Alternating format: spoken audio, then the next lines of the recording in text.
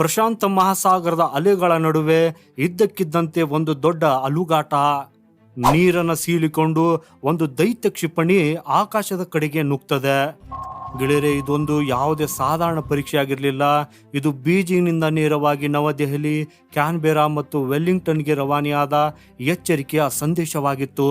ಆದರೆ ಇದರ ಟೈಮಿಂಗ್ ನೋಡಿ, ಭಾರತದ ಪ್ರಧಾನಿ ನರೇಂದ್ರ ಮೋದಿ ಅವರು ತಮ್ಮ ದೊಡ್ಡ ಅಂತಾರಾಷ್ಟ್ರೀಯ ಪ್ರವಾಸಕ್ಕೆ ಹೊರಡುವ ಮುನ್ನವೇ ಈ ಚೀನಾ ತನ್ನ ಪರಮಾಣು ಅಸ್ತ್ರದ ಪ್ರದರ್ಶನವನ್ನ ಮಾಡಿದೆ. ಹಾಗಾದ್ರೆ ಈ ಚೀನಾ ಹೊಸ ಭಾರತದ ಹೆಜ್ಜೆಗಳನ್ನು ನೋಡಿ ಭಯ ಪಡ್ತಾ ಇದೆಯಾ? ನಮಸ್ಕಾರ, ಜೈ ಹಿಂದ್. ಇವತ್ತಿನ ಈ ವಿಶೇಷ ಸಂಚಿಕೆಯಲ್ಲಿ ನಾವು ಈ ಚೀನಾದ ಕ್ಷಿಪಣಿ ರಾಜತಾಂತ್ರಿಕತೆಯ ಅತಿ ದೊಡ್ಡ ವಿಶ್ಲೇಷಣೆಯನ್ನ ಮಾಡಲಿದ್ದೇವೆ. ಗೆಳೆಯರೆ, ಜುಲೈ 6 ಮಧ್ಯಾಹ್ನ 12 ಗಂಟೆಗೆ ಚೀನಾದ ಪೀಪಲ್ಸ್ ಲಿಬರೇಷನ್ ಆರ್ಮಿ ನೇವಿಯ ಒಂದು ಸ್ಟ್ರಾಟಜಿಕ್ ನ್ಯೂಕ್ಲಿಯರ್ ಸಬ್ಮರೀನ್ ಪ್ರಶಾಂತ ಮಹಾಸಾಗರದ ಆಳದಿಂದ ಒಂದು ಲಾಂಗ್ ರೇಂಜ್ ಕ್ಷಿಪಣಿಯನ್ನ ಉಡಾಯಿಸುತ್ತದೆ. ಹಾಗೂ ಚೀನಾದ ರಕ್ಷಣಾ ವಕ್ತಾರರು ಇದೊಂದು ಸಾಮಾನ್ಯ ರೂಟೀನ್ ಅಂತ ಹೇಳಿದ್ದಾರೆ. ಆದರೆ ಇಲ್ಲಿ ಜಗತ್ತಿಗೆ ಚೆನ್ನಾಗಿ ಗೊತ್ತು, ಈ ಚೀನಾ ಯಾವಾಗ ರೂಟೀನ್ ಅಂತದೆಯೋ ಅದರ ಹಿಂದೆ ಒಂದು ದೊಡ್ಡ ಸಂಚು ಅಡಗಿರ್ತದೆ ಅಂತ. ಒಂದೆಡೆ ರಷ್ಯಾದೊಂದಿಗೆ ಜಂಟಿ ಸಮರಾಭ್ಯಾಸ, ಮತ್ತೊಂದೆಡೆ ಸಮುದ್ರದಲ್ಲಿ ಕ್ಷಿಪಣಿಯ ಗರ್ಜನೆ.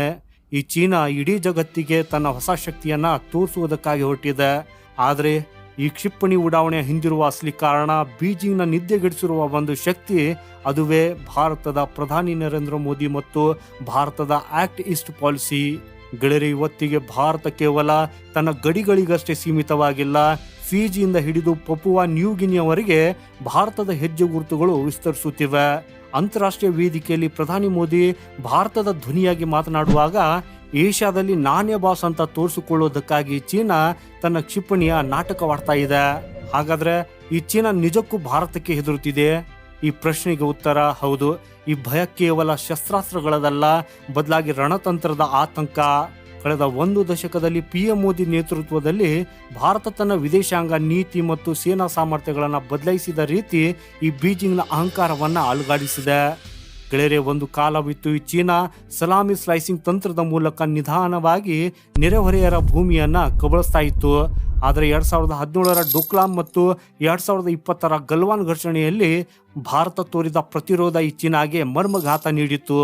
ಗಲ್ವಾನ್ ಕಣಿಯಲ್ಲಿ ನಮ್ಮ ವೀರ ಯೋಧರು ಈ ಚೀನಿ ಸೈನಿಕರ ಕಣ್ಣಿಗೆ ಕಣ್ಣಿಟ್ಟು ಹೋರಾಡಿದ ಕಣ್ಣೀರು ತರಿಸುವ ಶೌರ್ಯ, ಇದು 1962ರ ಭಾರತವಲ್ಲ ಅನ್ನೋ ಸ್ಪಷ್ಟ ಸಂದೇಶವನ್ನ ರವಾನಿಸಿತು. ಗಲ್ವಾನ್ನ ನಂತರ ಮೋದಿಯವರು ಲೇಹ್ಗೆ ಭೇಟಿ ನೀಡಿ ಸೈನಿಕರ ಮಧ್ಯೆ ನಿಂತು ವಿಸ್ತರಣವಾದದ ಯುಗ ಅಂತ್ಯವಾಗಿದೆ ಅನ್ನೋ ಗರ್ಜಿಸಿದ್ದು ಈ ಚೀನಾದ ನಾಯಕತ್ವಕ್ಕೆ ಎಸೆದ ಅತಿ ದೊಡ್ಡ ಸವಾಲಾಗಿತ್ತು. ಗೆಳೆಯರೆ, ಭಾರತವನ್ನು ಸುತ್ತುವರಿಯುವುದಕ್ಕಾಗಿ ಚೀನಾ ಶ್ರೀಲಂಕಾ, ಪಾಕಿಸ್ತಾನ್ ಮತ್ತು ಮಯನ್ಮಾರ್ಗಳಲ್ಲಿ ಬಂದರುಗಳನ್ನು ನಿರ್ಮಿಸಿ ಸ್ಟ್ರಿಂಗ್ ಆಫ್ ಪರ್ಲ್ಸ್ ತಂತ್ರವನ್ನು ರೂಪಿಸಿತ್ತು. ಆದರೆ ಇಲ್ಲಿ ನಮ್ಮ ಭಾರತ ಕೈ ಕಟ್ಟಿ ಏನು ಕೂತಿಲ್ಲ. ಪ್ರಧಾನಿ ಮೋದಿ ಇದಕ್ಕೆ ನೆಕ್ಲೆಸ್ ಆಫ್ ಡೈಮಂಡ್ಸ್ ತಂತ್ರದ ಮೂಲಕ ತಿರುಗೇಟನ್ನ ನೀಡಿದ್ರು. ಇವತ್ತಿಗೆ ಭಾರತದ ಹತ್ತಿರ ಒಮಾನ್ನ ಡುಕಮ್, ವಿಯೆಟ್ನಾಂನ ಸೇನಾ ನೆಲೆ, ಇಂಡೋನೇಷ್ಯಾದ ಸಬಾಂಗ್ ಮತ್ತು ಮಾರಿಷ್ನಲ್ಲಿ ಆಯಾಕಟ್ಟಿನ ಹಿಡಿತವಿದೆ. ಹಾಗೂ ಈ ಚೀನಾಗೆ ಈಗ ಅತಿ ದೊಡ್ಡ ಭಯ ಶುರುವಾಗಿದೆ. ಒಂದ್ ವೇಳೆ ಹಿಂದೂ ಮಹಾಸಾಗರದಲ್ಲಿ ಚೀನಾ ಏನಾದರೂ ದುಸ್ಸಾಹಸಕ್ಕೆ ಕೈ ಹಾಕಿದ್ರೆ ಭಾರತ ಚೀನಾದ ಲೈಫ್ ಲೈನ್ ಆಗಿರುವ ಮಲಕ್ಕಾ ಸ್ಟೇಟ್ ಅನ್ನ ಕ್ಷಣಾರ್ಧದಲ್ಲಿ ಬ್ಲಾಕ್ ಮಾಡಬಲ್ಲದು. ಈ ಉಸಿರುಗಟ್ಟಿಸುವ ಭಯವೇ ಈ ಚೀನಾದ ಇಂದಿನ ಕ್ಷಿಪಣಿ ಉಡಾವಣೆಯ ಹಿಂದಿನ ಅಸಲಿ ಕಾರಣ. ಗೆಳೆಯರೆ, ಇನ್ನೊಂದೆಡೆ ಮೋದಿಯವರ ವೈಯಕ್ತಿಕ ರಾಜತಾಂತ್ರಿಕತೆಯಿಂದಾಗಿ ಅಮೆರಿಕ, ಜಪಾನ್ ಮತ್ತು ಆಸ್ಟ್ರೇಲಿಯಾ ಜೊತೆಗೂಡಿ ಕ್ವಾಡ್ ಮೈತ್ರಿಕೂಟ ಮರುಜೀವ ಪಡೆದಿದೆ. ಹಾಗೂ ಈ ಚೀನಾ ಇದನ್ನ ಏಷ್ಯಾದ ನ್ಯಾಟೋ ಅಂತ ಕರೆಯುತ್ತದೆ. ಹಾಗೂ ಪ್ರಜಾಸತ್ತಾತ್ಮಕ ದೇಶಗಳು ಒಂದಾಗಿ ತನ್ನ ವಿಸ್ತರಣವಾದಕ್ಕೆ ಕಡಿವಾಣ ಹಾಕುತ್ತವೆ ಅನ್ನೋದು ಈ ಚೀನಾದ ಅತಿ ದೊಡ್ಡ ಆತಂಕ. ನಿನ್ನೆ ಮೊನ್ನೆವರೆಗೆ ಚೀನಾದ ದೊಡ್ಡ ವ್ಯಾಪಾರ ಪಾಲುದಾರರಾಗಿದ್ದ ಆಸ್ಟ್ರೇಲಿಯಾ ಮತ್ತು ನ್ಯೂಜಿಲೆಂಡ್ ಇವತ್ತಿಗೆ ಪ್ರಧಾನಿ ಮೋದಿಯವರ ಭಾರತದೊಂದಿಗೆ ಹೆಗಲಿಗೆ ಹೆಗಲು ಕೊಟ್ಟು ನಿಂತಿವೆ. ಈ ಚೀನಾದ ಕ್ಷಿಪಣಿ ಪರೀಕ್ಷೆಯನ್ನು ಆಸ್ಟ್ರೇಲಿಯಾದ ವಿದೇಶಾಂಗ ಸಚಿವೆ ಪೆನ್ನಿ ವಾಂಗ್ ಪ್ರಾದೇಶಿಕ ಸ್ಥಿರತೆಗೆ ದೊಡ್ಡ ಬೆದರಿಕೆ ಅಂತ ನೇರವಾಗಿ ಎಚ್ಚರಿಸಿದ್ದಾರೆ. ನ್ಯೂಜಿಲೆಂಡ್ನ ರಕ್ಷಣಾ ಪಡೆಗಳು ಚೀನಾದ ಈ ಒಳನುಗ್ಗುವಿಕೆ ಭವಿಷ್ಯದ ಅತಿ ದೊಡ್ಡ ತಲೆನೋವು ಅಂತ ವರದಿ ನೀಡಿವೆ. ಹಾಗೂ ಪಪುವಾ ನ್ಯೂ ಗಿನಿಯ ವಿದೇಶಾಂಗ ಸಚಿವರಿಗಂತೂ ಈ ಚೀನಾ ರಾಯಭಾರಿ ಖುದ್ದಾಗಿ ಬೆದರಿಕೆ ಕರೆ ಮಾಡಿದ್ದಾರೆ. ಹಾಗೂ ಇದು ರಾಜತಾಂತ್ರಿಕತೆಯಲ್ಲ, ಇದು ಅಪ್ಪಟ್ಟ ದಾದಾಗಿರಿ. ಗೆಳೆಯರಿ, ಚೀನಾ 40 ವರ್ಷಗಳ ಬಳಿಕ ತನ್ನ ಖಂಡಾಂತರ ಕ್ಷಿಪಣಿಯನ್ನು ಪ್ರಯೋಗಿಸಿ ಪ್ರಶಾಂತ ಮಹಾಸಾಗರವನ್ನು ತನ್ನ ಖಾಸಗಿ ಕೆರೆ ಅಂತ ಭಾವಿಸುತ್ತಿದೆ. ಆದರೆ ಪ್ರಧಾನಿ ನರೇಂದ್ರ ಮೋದಿ ಭಾರತವನ್ನು ಕೇವಲ ಒಂದು ಪ್ರಾದೇಶಿಕ ಶಕ್ತಿಯನ್ನಾಗಿ ಉಳಿಸಿಲ್ಲ, ಬದಲಾಗಿ ಜಗತ್ತಿನ ವಿಶ್ವ ಮಿತ್ರನಾಗಿ ಬೆಳೆಸಿದ್ದಾರೆ. G20 ಅಧ್ಯಕ್ಷತೆಯ ಸಮಯದಲ್ಲಿ ಆಫ್ರಿಕನ್ ಯೂನಿಯನ್ ಅನ್ನು ಸೇರಿಸಿಕೊಳ್ಳುವ ಮೂಲಕ ಭಾರತ ಇವತ್ತಿಗೆ ಗ್ಲೋಬಲ್ ಸೌತ್ನ ಅತಿ ದೊಡ್ಡ ಧ್ವನಿಯಾಗಿದೆ. ಯಾವ ಚೀನಾ ತನ್ನನ್ನು ತಾನು ಅಭಿವೃದ್ಧಿಶೀಲ ರಾಷ್ಟ್ರಗಳ ನಾಯಕ ಅಂತ ಕೊಚ್ಚಿಕೊಳ್ತಾ ಇತ್ತೋ ಆ ಚೀನಾ ಇವತ್ತಿಗೆ ತನ್ನ ಸಾಫ್ಟ್ವೇರ್ ಕಳೆದುಕೊಳ್ಳುವ ಭೀತಿಯಲ್ಲಿದೆ. ಜಗತ್ತು ಈಗ ಬೀಜಿಂಗ್ ಕಡೆಗಲ್ಲ, ನವದೆಹಲಿಯ ಕಡೆಗೆ ಭರವಸೆಯಿಂದ ನೋಡ್ತಾ ಇದೆ. ಹಾಗಾದ್ರೆ ಚೀನಾದ ಈ ಬೆದರಿಕೆಗಳಿಗೆ ಭಾರತ ಮತ್ತು ಅದರ ಮಿತ್ರ ರಾಷ್ಟ್ರಗಳು ಹೆದರ್ತಾವ? ಖಂಡಿತ ಇಲ್ಲ.